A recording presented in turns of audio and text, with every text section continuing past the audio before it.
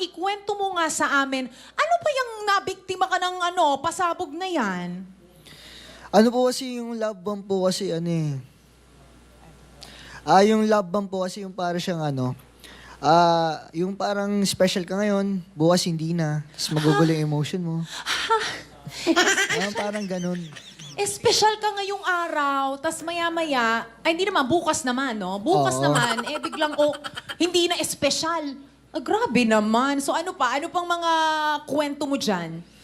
Ayun, para ako nasa roller coaster during those times hanggang sa nagka-trauma ako. Dumating sa point na, ayun nga, nagkaroon ako ng general anxiety disorder. At hindi arte na general anxiety disorder kasi ito ay talagang galing sa doktor po. And Doc Cams. Ah, okay. So, ikaw ay talagang na-diagnose ng isang professional, Yes no? Hindi yung inisip mo lang pero itong naging dulot sa ng ganitong klasing pag-ibig. Pero Yes po. ikwento mo sa amin ng mas malalim dyan, kung bakit bigla siyang naging ganon. Siyempre, nagligawan muna kayo. Saan ba Opo. kayo nagkakilala?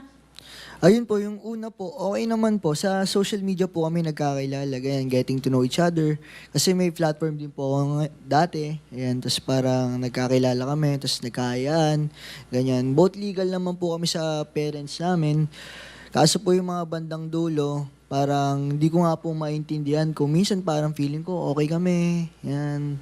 Tapos, Pero bakit biglang nagbagong ganon? Siyempre, sa simula ng relasyon nyo, siyempre, kilig-kiligan, di ba? Nandyan yung talaga namang very excited kayong makita ang isa't isa. Pero anong nangyari? Bakit biglang naging ganon? O simula ba ng relasyon nyo? Ganon na siya agad?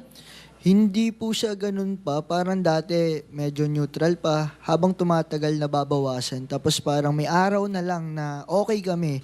Tapos may araw naman na hindi. Na parang ako lang yung...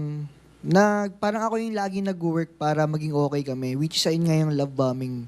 Na sinabi rin ng mga kaibigan ko. And it's called... Kumbaga it's tag na ngayon as a red flag po. Red flag talaga, Oo. no? Yung paiba-iba, hindi consistent, Yes. 'di ba? So wala ba kayong moment na pinag-usapan nyo? Love. Ano tawag niyo sa isa't isa? Love talaga. Love po talaga. Ay, love talaga. Ang galing, no? Tingnan mo, natsempuhan ko pa yon. Love.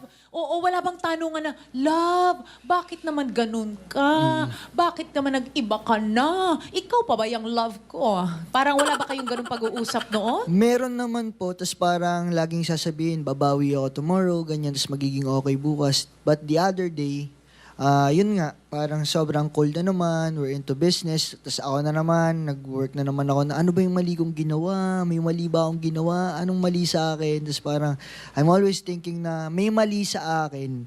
Tapos kinikwento ko na nga sa mga kaibigan ko, I'm telling na my friends na parang may mali ba ako? Ganyan. Anong kulang sa akin? Sabi, wala sa iyong kulang. Ikaw pa nga yung nagbibigay ng best. Kaso, ganun talaga ang buhay. So, ayun.